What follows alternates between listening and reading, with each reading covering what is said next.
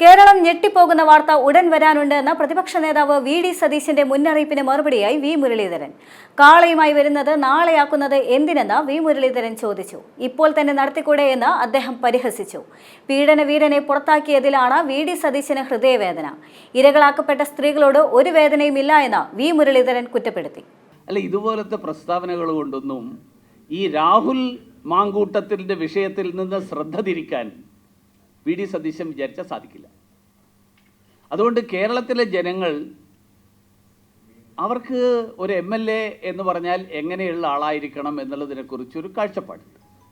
ആ കാഴ്ചപ്പാടിന് അനുസൃതമായിട്ടല്ല ഇദ്ദേഹത്തിൻ്റെ പെരുമാറ്റം എന്നുള്ളത് കഴിഞ്ഞ ദിവസങ്ങളിലുള്ള അനുഭവങ്ങൾ നമ്മളെ ബോധ്യപ്പെടുത്തുന്നുണ്ട്.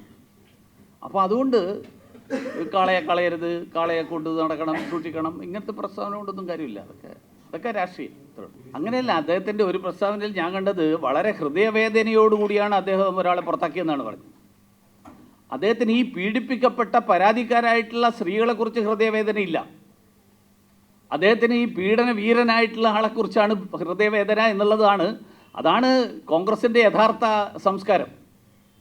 കോൺഗ്രസിൻ്റെ ആ കൾച്ചറാണ് പ്രശ്നം. ആ കൾച്ചറാണ് സൂചിപ്പിക്കപ്പെടുന്നത്. അതിൽ നിന്ന് പ്രതിപക്ഷ നേതാവ് മാറണം. പ്രതിപക്ഷ നേതാവ് ഈ അദ്ദേഹത്തിൻ്റെ കൂടെ നിൽക്കുന്നു എന്ന് കരുതപ്പെടുന്ന MLA-മാരുടെ വേദനയേക്കാൾ കൂടുതൽ ഈ സംസ്ഥാനത്തെ ജനങ്ങളുടെ വേദന ഉൾക്കൊള്ളണം എന്നുള്ളതാണ് എനിക്ക് അഭ്യർത്ഥിക്കാൻ.